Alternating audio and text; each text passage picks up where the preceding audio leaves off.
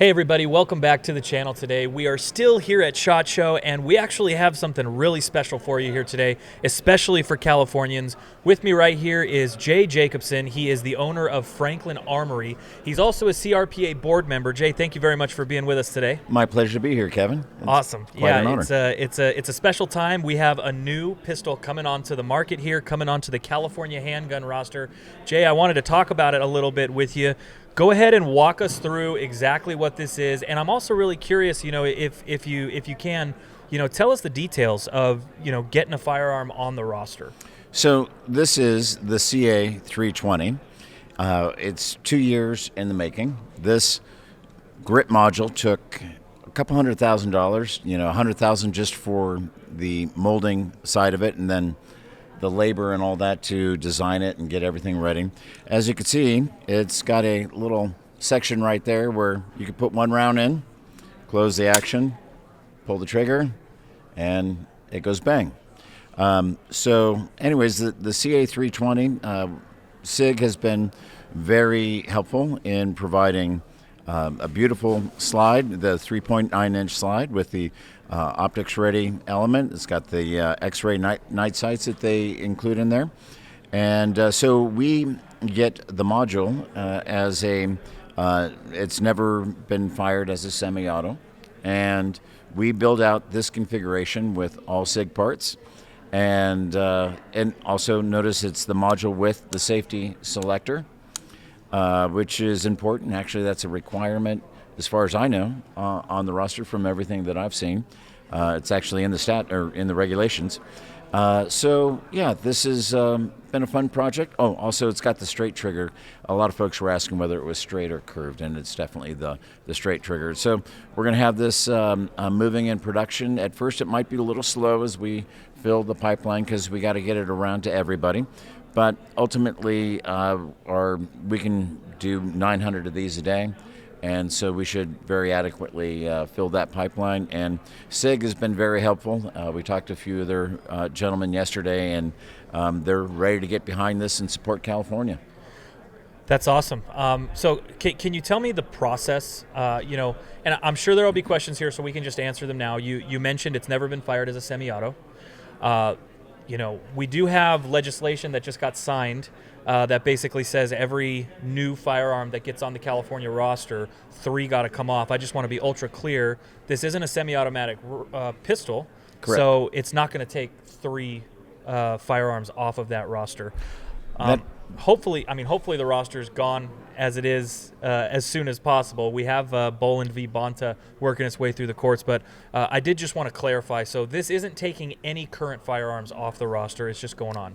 Exactly, yeah. Only the semi-autos, of course, the semi-autos would have to have micro-stamping and loaded chamber indicators and all that wonderful stuff. And magazine disconnect, I believe. So what's the process? I mean, you got to work with the state on getting it on the roster. What is it that you actually have to do? So what you end up doing is of course, it has to not be semi-auto. You have a lab test it and then send it off to the state, and they take their sweet time looking things over and deciding what they want to do it to see if it complies with the regulations and statutes. And sometimes they need a little coaxing.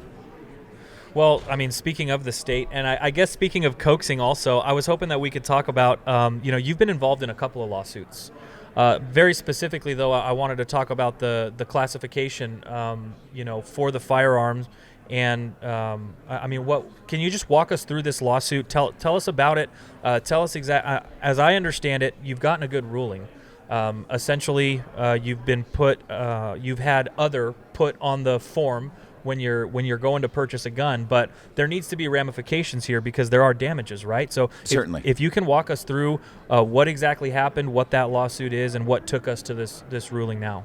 So where we're at now is actually a couple of years ago, we created Title I. We had spent maybe a year and a half working with DOJ to try to get an answer. They were unresponsive and unwilling to respond, so then we worked on I believe it was a declarative action to try and get an opinion whether Title I would be an assault weapon or not. And then finally that case was resolved, and there was enough information in that we knew we didn't have to take the case any further because they had tacitly, well, they had basically approved it as a not a rifle, not a shotgun, not a pistol.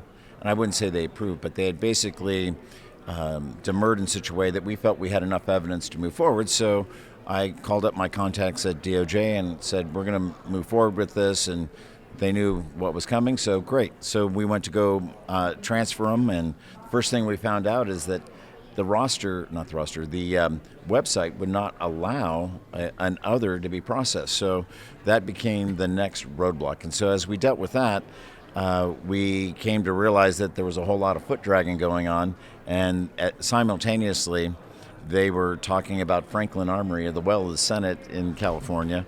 And I swear it seemed like it was a bill of attainder to me, but I'm not a legal expert in that regard. In any case, they shoehorned a policy issue of firearms